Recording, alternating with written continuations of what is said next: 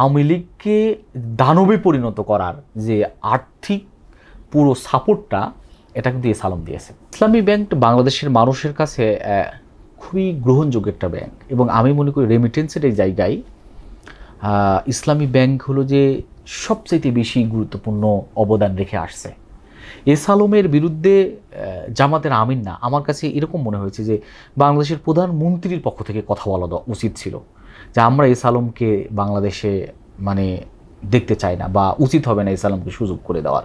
কারণ এই এস আলমই, আমরা যদি পুরো হিস্ট্রিগুলো দেখি এস আলমের, উনি জামাতের ছিল কিনা বা উনি অন্য কোনো দলের ছিল কিনা, এটার চেয়ে গুরুত্বপূর্ণ এখন আমার কাছে মনে হয় যে উনি তো আওয়ামী লীগকে পুনর্বাসনের জন্য এক ধরনের চেষ্টা করে যাচ্ছেন, এটা এক, এবং প্রচুর ফান্ডিং করেছেন। আমাদের কাছে বিভিন্ন মিডিয়াতে আসছে এই ধরনের তথ্যগুলো, আমাদের কাছে আছে। দ্বিতীয় হলো আওয়ামী লীগের পুরো টাইমটাই তিনি হলো যে এই আওয়ামী লীগকে দানবে পরিণত করার যে আর্থিক পুরো সাপোর্টটা এটা কিন্তু এস আলম দিয়েছে।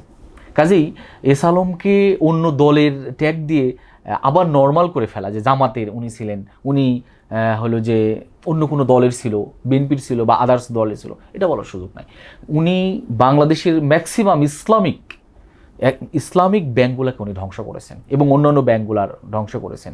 আমি মনে করি যে মানুষের আমানত ব্যাংকে থাকে, সেই আমানত রক্ষার জন্য শুধু একা জামাতেরই দায়িত্ব না, পুরো জাতির, পুরো জনগণের দায়িত্ব হলো যে এস আলমের এই চক্কর থেকে, তাদের নগ্ন হস্তক্ষেপ থেকে ইসলামী ব্যাংক এবং সব ধরনের ব্যাংকিং এবং অর্থনৈতিক সেক্টরগুলোকে রক্ষা করা। এবং তারা তো দেশ থেকে শুধু আমরা একটা দৃষ্টি দিয়ে দেখতেছি যে তারা দেশে অনেক অর্থনৈতিক অনেক কিছু করছে, কিন্তু দেশ থেকে করার চাইতে যে বেশি পাচার করছে, অপরাধ মানে তারা ভালো কাজ 10টা করার বিনিময়ে তারা শত শত খারাপ কাজ করার সুযোগ সৃষ্টি করে করেছে।